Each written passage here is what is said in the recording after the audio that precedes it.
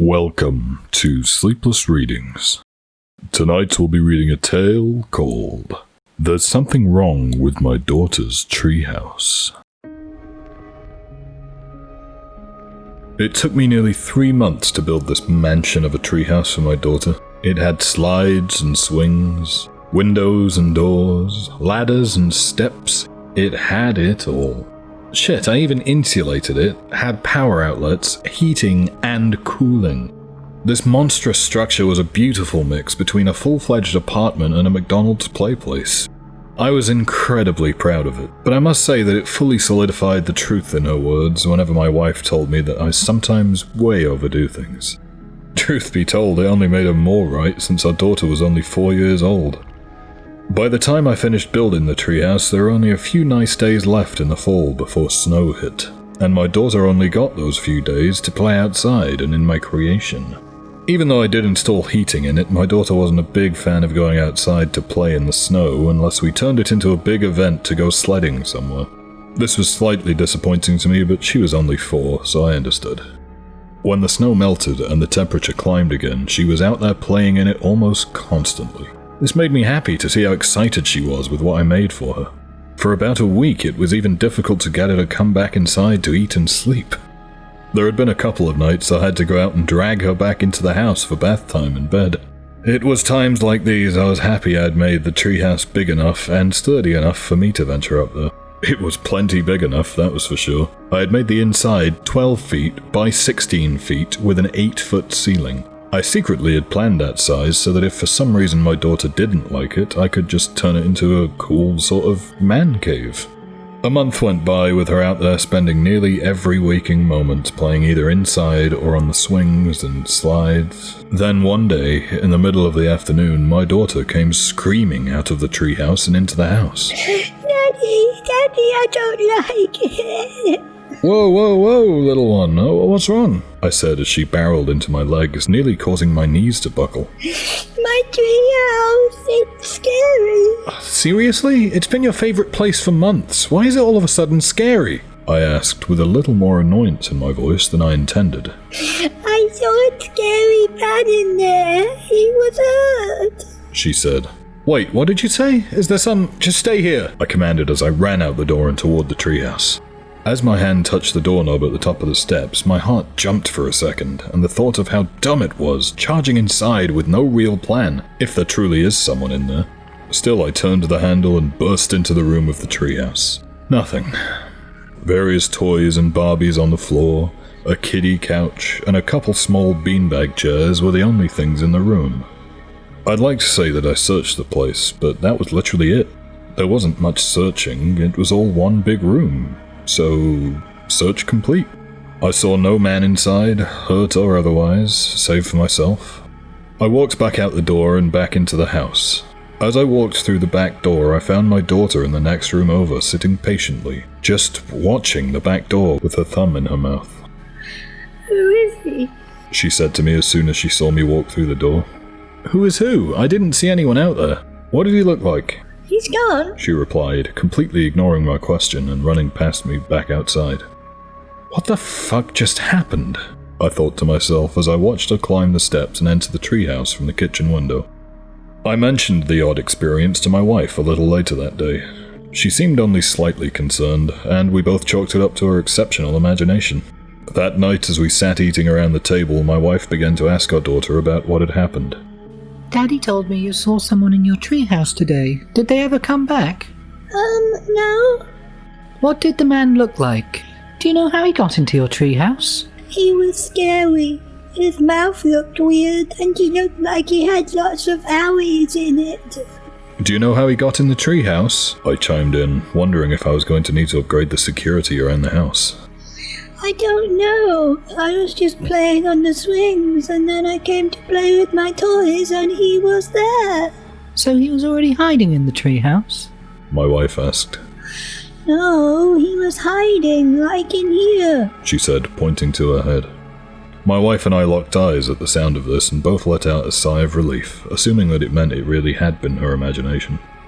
Everything went much more smoothly and calmly the rest of the night. We went another week without any thought or mention of the situation. Regardless of the lack of hearing anything more about it, I still felt uncomfortable, and the day after I decided to move the backyard security camera, pointing it at the treehouse as best I could. Sadly, with how much my daughter played back there, I wouldn't be able to set the motion detection on it without it sending alerts every 5 minutes. In the middle of the second week following the unusual afternoon, my daughter again ran into the house, screaming about a man in the treehouse again. This time I immediately ran out to the treehouse, and bursting through the door I was again met with nothing more than an empty room. Frustrated and annoyed at the situation, I turned and began to leave the treehouse. Just as I passed through the doorway, behind me I heard a crack and a thud, as if something had been knocked over or broken. I spun around, and looking through the doorway from outside the treehouse, I saw nothing. I thought to walk back in and check a second time. I really wish I hadn't. As my foot crossed the threshold of the door back into the treehouse, everything changed. The light from the sun coming through the windows vanished. Rusted steel and concrete surrounded me, and everything was bathed in an ominous deep red glow. An overhead light flickered and popped, giving me only quick random glimpses of the horror I was now surrounded by. Nearly every surface looked like it had been coated in a thick layer of sticky, half-coagulated blood. Chains hung from the ceiling and ended with the same hooks you would imagine at a slaughterhouse. A rusted steel table sat against the wall with various crude rusted tools on it. The place sort of looked like an abandoned warehouse or meat locker of some sort. A clank ran out behind me and I turned around, half expecting to see the doorway out into my backyard. I didn't see the door I was hoping for, but I did see a massive man. Nearly 7 foot tall and looked to be solid muscle. He was shirtless, but covered in scars. With the dim and flickering light, I couldn't tell if he was black or just completely covered head to toe in dry blood. The lips of the Goliath were missing, and its teeth had been ripped out and replaced with rusted nails, screws, and razor blades, crudely inserted at odd angles into its gums, and blood seemed to constantly run down from the nightmarish dental work. A giant scar ran down its face, and large stitches using what looked like thick yarn or twine drenched in blood held both the scar and one of its eyes closed. The large man raised its arms out to its sides, and I noticed that the huge nails and screws were also sticking out of its skin in random locations. Blood dripped from each place a nail or screw had been protruding from his skin. He lowered his head as his arms became stretched out fully from his shoulders and let out a strained and wheezy attempt at a yell. I guessed that its vocal cords had either been severely damaged or removed. I could see rage rise in its one good eye as it began to run towards me. "Oh shit, what the fuck?" I yelled as I turned and ran as fast as I could. The dim and flickering light caused me to slip and stumble over hooks and chains lying on the floor that I had not noticed before. The man let out another wheezy yell as it chased after me. I screamed and ran, stumble and roll, scramble to my feet, scream and continue running. I hit the wall clumsily when I tried to look back and see how much the creature had gained on me. It was getting closer and closer. I ran and felt along the wall, just trying to find my way in the nearly perfect dark that I had been surrounded in. The huge behemoth of a man was getting closer and closer. Finally, I found it. A door handle, or a crash bar, really. I slammed into it and luckily it burst open and I fell through the doorway. Quickly, I scrambled to my feet as I stood fully up and began to run. I realized I was outside. I was once again in my backyard. "Holy shit!" I exclaimed, looking back at the treehouse, my heart pounding furiously inside my chest and out of breath. My brain had insurmountable trouble in trying to comprehend what had just happened. Was it a hallucination? Some sort of waking stress-induced nightmare? I couldn't truly grasp what I had seen or what I just went through. I walked cautiously back into the house. A constant feel of uneasiness flooded my body. My wife, standing at the back door, saw the look on my face and asked if I had seen anything in the treehouse. I nervously chuckled at her choice of words, but not knowing how to explain, I just told her no, I hadn't. My daughter wanted to go back out the next day and I refused to let her go out there alone.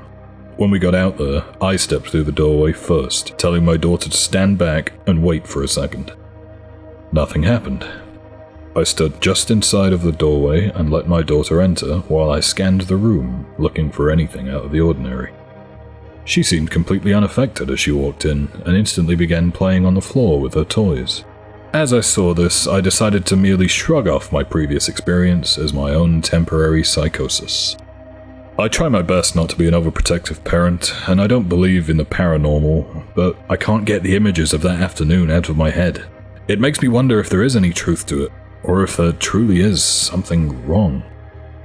A few days later, I was standing in the kitchen, loading the dishwasher, and I heard a scream radiate from the backyard.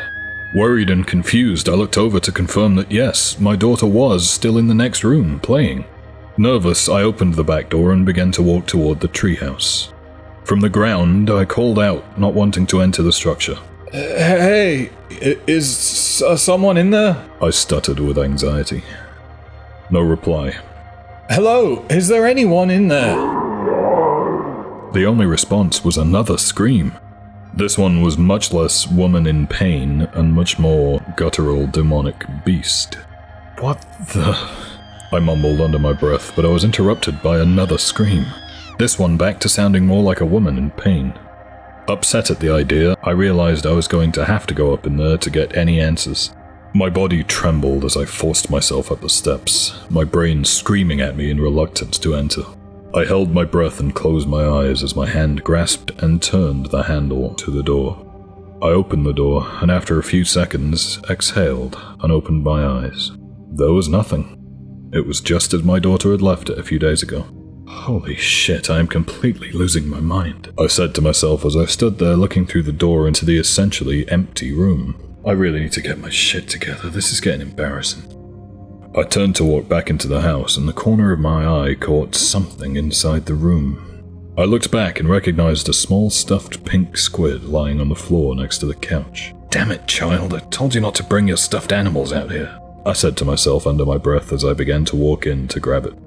Again, as I stepped through the doorway, the light faded. The red glow and flickering light returned, and screams bellowed out around me. Excruciating, horrific screams of pain filled the air. I was back in that hellish warehouse once again. My first thought was to run for the door again, but looking in that direction, it was gone. The place that held my escape was now nothing but flat, blood-covered concrete wall.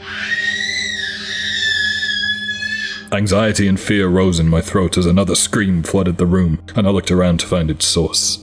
On a table in the middle of the room lay a woman. The giant of a man was on top of her, straddling her. Her chest and ribs had been cut and ripped from her body, exposing her organs. A huge rusted knife was stabbed into the side of her neck, and I had no idea how it was possible she was still alive, let alone still screaming. The man was taking handfuls of her intestines and pulling them from her body. He was wrapping her organs around himself and stroking himself with them. He looked towards the sky, and with his mouth gaping, that loud, guttural yell vibrated the room. After a few strokes, he would throw the chunk of intestine or other organ across the room. It would splat as it would hit the wall or floor, and he would grab another handful and rip it from her open chest. Completely frozen in shock at the horrific sight, I watched as the woman's head turned towards me and screamed again. You could already see the vacant look of death in her eyes. Just as she looked towards me, a chunk of stomach came flying at me and splattered against the ground near my feet.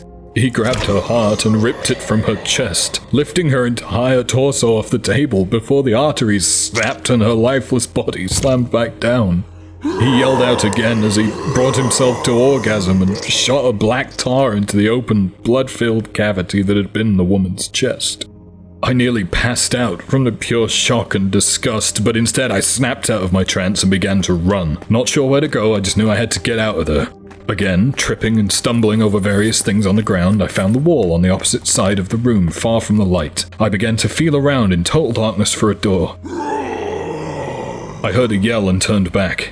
In the dim light, I saw the Goliath of a man bite into the woman's flesh with his rusted screws and nails for teeth, then flip the table over. He yelled out again, and just as he looked like he was starting to look for me, I found a door. I pressed and slammed against the door, but it just wouldn't open. The failed medical experiment of a man heard my attempt and began towards me. I began to panic, slamming harder and harder into the door, still to no avail. It just wouldn't budge. He continued running at me, getting closer and closer. I took steps away and threw my body into the door, and still barely any movement. He got to me and tackled me into the door. As we both slammed into it, the impact broke the door free. As we fell through the doorway, he disintegrated and disappeared while I fell backwards down the steps, landing on my back in the grass of my backyard. My body filled with pain, I slowly got up, staring at the open door in utter disbelief. I stood staring for what felt like an eternity before my wife came out and asked me what was wrong. I did my best to explain the horrific images as best I could, and once I was done, she ran back into the house, yelling something about having a plan. My wife is the much more superstitious one of the two of us, so she decided to call a friend that would know what to do. I had no idea what was truly going on, so reluctantly I agreed to have this crystal-wielding hippie witch doctor show up to our house. A few days later she showed up, and I say showed up because after pulling into our driveway she refused to get out of her car and just called my wife from the driveway. My wife put her phone on speaker so I could hear the conversation. "Something is very wrong here," she said. "I feel a presence stronger than I've ever felt before." Well, can you come burn some sage or something to get rid of it? My wife said. "No, absolutely not. I'm not leaving my car. I need to go and you should get a hold of someone else to clear that evil spirit from your property," she replied. "Can you come in the house and talk to us? It seems to be only in the treehouse and in the back," I said, trying to get as much time for answers as I could. "No, it's not. I'm sorry," is all she said before the call ended and we watched her drive away from our house. What was that supposed to mean? What do we do now? I asked my wife. I don't know. That was the only person I could think of. Well, at least there'll be no more playing in the treehouse, okay? I responded. Yeah, I'll try to look online for someone else to help, she said as she walked off towards the office. Sure. I'm gonna go block off the door to the treehouse so she can't just wander in there, I said, walking towards the back door and motioning to upstairs where our daughter slept. Avoiding it altogether seemed to work well enough. I was disappointed at not being able to use what I had put so much work into, but it had been a month since we had any problems with it, so oh well. During that month, my wife had messaged and called numerous people she found on the internet, trying to get at least an explanation for what was happening in our backyard. All her effort hardly got any results. Most of the people never responded, some refused to help or even investigate, and the ones she got to come to the house did the same as the first lady. They either refused to come inside or just drove past without stopping at all. Finally, I'd had it with all this, and I told myself it was all bullshit and there was nothing actually wrong. I went out to the treehouse and unblocked the door, took a deep breath and walked inside. Nothing. I was perfectly fine. A few spiders had made some impressive webs inside, but besides that, it was all fine. Ha! See? I fucking knew it! I yelled out. Just to prove it to myself, I even walked over to the doorway and jumped back and forth across the threshold a few times, with no effect. Hell yeah, I was right. It was all in my head, I thought to myself as I walked back inside.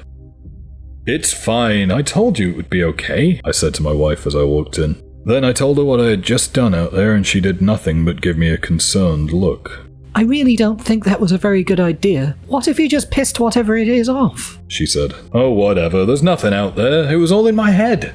I'll prove it, I replied overconfidently, as I began to walk back outside. When I got back out to the treehouse and up the steps to the door, I looked back at my wife standing, staring at me from the back porch. See? Nothing, I said just before walking through the door. As I stepped through the door, everything changed again. The darkness was back, and that haunting red glow that seemed to be coming from everywhere and nowhere at the same time. The chains with hooks draped down from the ceiling held decayed and naked bodies this time. A few of them swung back and forth as if someone had just run into them as they walked past. Every one of them had its chest torn open with their organs either missing or spilled out onto the floor.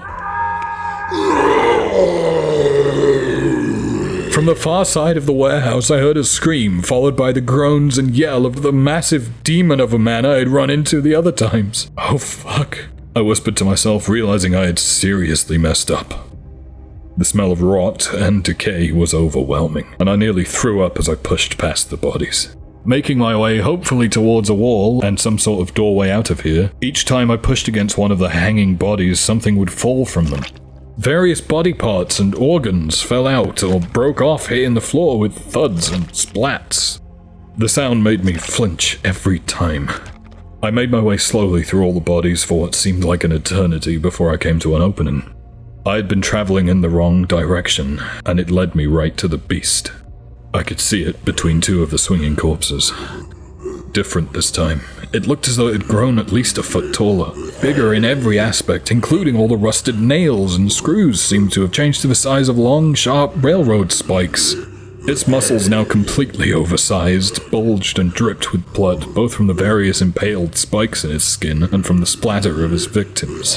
His jaw had become more pronounced, and the rusted screws and razor blades he had in place of teeth were much bigger. He also now had large, rusted metal, bloodied horns that looked like twisted rebar jetting from the top of his head.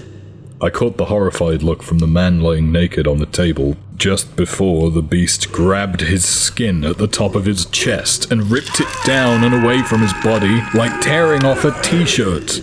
The beast looked towards the sky and dangled the skin over his face, letting the blood drip all over him, before dropping the skin into his mouth and swallowing it whole. The man on the table began to scream in pain, but his cries were cut short as the beast leaned down and bit into the man's throat. Somehow still alive and alert, all the man could do was sputter blood from the gaping wound where his throat used to be. My heart felt like it was going to burst through my chest. It was beating so hard and fast. I couldn't have held my eyes open any wider in terror. All I wanted to do was look away and run, but the horror of what I was seeing rooted me to the spot and I felt paralyzed. The beast roared in the man's face, and then began to bellow a deep and haunting sound I could only describe as some sort of demonic laugh. It got louder as again it looked towards the sky, and after a few seconds it suddenly snapped its head back down and ripped both arms from the man's body at once, sending arcs of blood flying through the air. It threw one arm off and into the darkness and took a huge bite out of the other before also throwing it away. The man, now having no way to make any noise, just sputtered more blood from his throat in response to the pain. I watched on in shock, knowing I really needed to get the fuck out of there as the beast leaned in and seemed to study the man's face. The beast's thick, black saliva dripping onto him as he held his gaze mere inches apart. Another roar exploded from the creature's mouth and my shock suddenly broke. I began to move as quietly as I could through the bodies in the opposite direction, desperately looking for a wall or door. The sound of ripping came from behind me, and shortly after I was hit in the back by part of a leg with a huge bite taken out. There wasn't much of the man on the table left, and I knew that meant I was very quickly running out of time before he would be looking for someone else to put on that table next. Now covered in blood and viscera from pushing through all the corpses, I finally made it to a wall. Sadly, I found no door and began to run down the wall. My fingers slid along it, hoping to feel a door. In my panic, I ran straight into another wall as I came to the corner of the room. As I hit the wall with a loud thud and fell back, another roar emitted from the center of the room. I stood back up, and placing my hand on the new wall, began to run down it, my footsteps making so much noise now as I panicked, running along the wall. I heard chains begin to swing, and I knew that the beast was on the move. Shit, I mumbled to myself as I ran. I smashed face first into another wall, another corner, and still no door. Standing back up again, I turned and made my way down the third wall. My face and body hurt so badly from slamming into the two walls without slowing down. As I ached, I ran, my fingers still sliding along the wall. I felt the wall shake and a roar erupted through the air. The beast must have just slammed into the same wall I was running along. Not thinking it was even possible, my panic rose even higher. Then I felt it, a door frame. I stopped suddenly and felt all around it. It was another crash bar handle. I stepped back and kicked with all my might at the bar, my heart racing as I began to just barely make out in the red glow bodies on chains swinging as something was tossing them aside as it came directly for me. I kicked at the crash bar a third time and the door flew open as if someone had opened it from the other side before my foot made contact. The force of my kick caused me to fall forward through the suddenly opened doorway, and I came tumbling down the steps to the treehouse, landing in the grass. My wife let out a scream as I came flying through the doorway and ran to me as I hit the ground at the bottom of the steps. What the fuck just happened? And why are you covered in blood? Are you okay? Should I call the ambulance? I looked down at my body and she was right. I was still covered in all of the blood and guts I had picked up, pushing through all the hanging bodies. "Fuck this!" I exclaimed as my wife helped me to my feet and I hobbled off towards the garage. My wife stood at the bottom of the steps, staring up at the door to the treehouse, as I came back from the garage carrying a gas can. I told my wife to move out of the way and grab a lighter as I started pouring gasoline all over the treehouse best I could without stepping inside again. I poured half of the can everywhere I could reach, and threw the other half, can and all, through the doorway and into the treehouse. Still not really knowing what was going on, my wife stood in the grass holding a box of matches, and as I returned to her side, I took them out of her hand. I struck one match and dropped it back in the box. The rest of the matches lit as I threw it up onto the top of the steps next to the door. We stood next to each other and watched as the treehouse quickly turned into a raging fireball. It was nearly just a pile of ash and scorched earth before the fire department was called and showed up. When they did arrive, I held them back, making sure there would be nothing left of the treehouse. That was nearly a year ago now. Grass has grown back over the charred spot in the yard where the treehouse once stood. The fire marshal had lots of questions about what had happened, but I just told him I must have put in some bad wiring that caused the fire. I don't think anyone would have believed me anyway if I told them what had really happened with it and why I did it. It's been peaceful around the house since all that went down, but my daughter just came running up to me a few minutes ago. She was yelling about a scary man in her toy room. I'll buy her new toys, but I'm gonna call the moving company. We're leaving.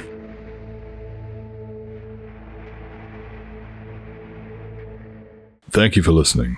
That was There's Something Wrong with My Daughter's Treehouse. Please consider subscribing for more. And as always, stay sleepless.